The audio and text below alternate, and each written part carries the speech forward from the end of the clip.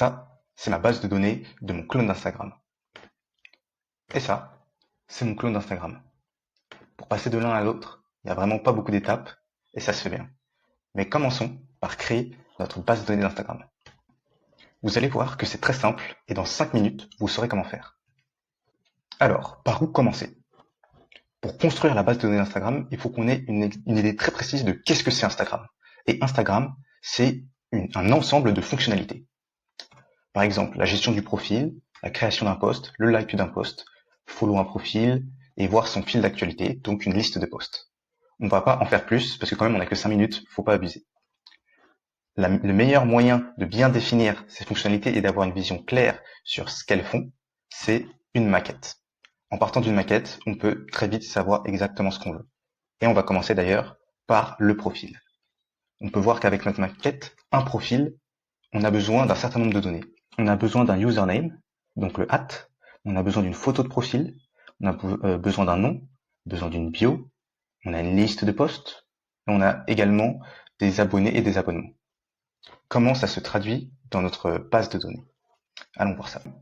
Pour chacune des informations qu'on sait qu'on va avoir besoin d'afficher, on a créé une colonne, c'est donc notre attribut.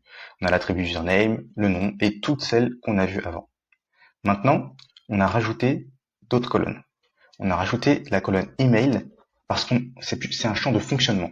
On va en avoir besoin pour reconnaître quel est l'utilisateur qui se connecte, puisqu'il se connecte grâce à leur email, pour ensuite pouvoir lui donner les bonnes informations. Donc toute la ligne. De même, on a rajouté un autre champ qui est le champ date d'inscription. Cette fois-ci, c'est pas un champ pour le fonctionnement. Ça va pas nous servir à savoir que c'est cette personne qui s'est connectée. Ça va être un champ utile pour les analytics. Je rajoute la date d'inscription de la personne parce que je veux pouvoir avoir des statistiques qui me disent mon évolution du nombre d'inscrits de ma plateforme selon les jours. Et donc pour savoir ça, j'ai besoin de savoir simplement quand est-ce qu'ils se sont inscrits. Donc voilà. Ensuite, on a la liste des posts, la liste des abonnés et la liste des abonnements. La liste des posts. Commençons par définir encore une fois qu'est-ce qu'un post. C'est important de toujours se poser cette question. Comment définit-on un post? Encore une fois, on remet les champs dont on a besoin pour l'affichage, les différents champs. Ici, le créateur, ça va être directement un lien à un utilisateur, à un profil utilisateur. Ensuite, la photo, la date de publication, pareil, ça c'est utile pour l'afficher directement à la personne et ça peut aussi être utile pour des analytics. Et maintenant, on a la liste des likes. Encore une fois, qu'est-ce qu'un like? Comment est-ce qu'on va définir un like? Ici, j'ai choisi qu'un like, et ça reste un choix, serait un ensemble de 4 choses. Ce serait avant tout la date à laquelle le like a été créé, le profil de la personne qui a liké, le post qui a été liké et le type de like. Ici, Instagram, ça n'a qu'un seul type de like, c'est le cœur, mais j'ai dit, imaginons que j'ai un autre type de like, ça peut être intéressant d'avoir cette option.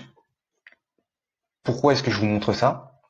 J'aurais pu choisir qu'un like, c'était simplement un utilisateur qui likait.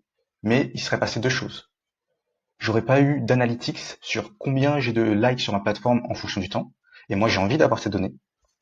Et ensuite, j'aurais pas pu prévoir le cas où je veux donner d'autres types de réactions que seulement le like, le cœur. Mais, encore une fois, c'est un choix. Si je veux pas d'analytics sur mes likes, j'ai pas besoin de créer cette table like. Si je retourne à mon profil utilisateur, on va regarder de plus près la liste des abonnés. Par exemple, ici, j'ai défini un abonné comme étant simplement un profil utilisateur.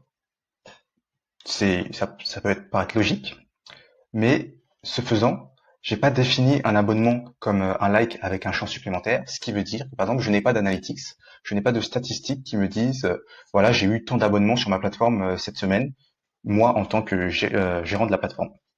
J'ai considéré ici que j'avais pas besoin de cette statistique et c'est pour ça que j'ai pas eu besoin de créer cette table supplémentaire. Idem pour la liste des abonnements. Et enfin, la fonctionnalité du fil d'actualité. Qu'est-ce que c'est que mon fil d'actualité? C'est une liste de posts. Mais la liste de quels posts exactement? Il faut être précis. Je vais choisir ici que ça va être la liste des posts des gens auxquels je suis abonné. Et par exemple ici, je suis abonné à Bellemarque, j'ai la liste des posts de Bellemarque qui va constituer mon feed. Si je voulais faire quelque chose de plus complexe, comme c'est sûrement le cas avec Instagram, j'aurais créé un autre champ, peut-être un autre objet fil d'actualité, mais ici, on reste simple. Voilà pour ce qui est de la base de données. Surtout, il ne faut pas oublier, on stocke que les informations qui sont nécessaires. C'est-à-dire, on ne va pas prendre tout et n'importe quoi. On va prendre les informations qu'on a besoin d'afficher aux utilisateurs, les informations nécessaires au fonctionnement, comme l'email pour la connexion, ou les informations dont on a besoin pour des analytics, comme les dates de création par exemple. Ensuite, pour savoir quels attributs ajouter à son objet, on se pose des questions concrètes pour savoir qu'est-ce que c'est qu'exactement que cette fonctionnalité, qu'est-ce qu'elle implique, où est-ce que ça se passe. Et finalement, il n'y a pas de bonne ou de mauvaise réponse. À chaque fois, c'est une histoire de choix de ce qu'on veut. Est-ce que j'ai besoin d'analytics à ce niveau-là? Est-ce que j'ai besoin de cette donnée ou pas? En cas de doute, on va au plus simple. Sans créer une nouvelle table, sans créer un nouvel objet, on fait les choses simplement. Voilà, c'est tout pour la création de bases de données. À bientôt.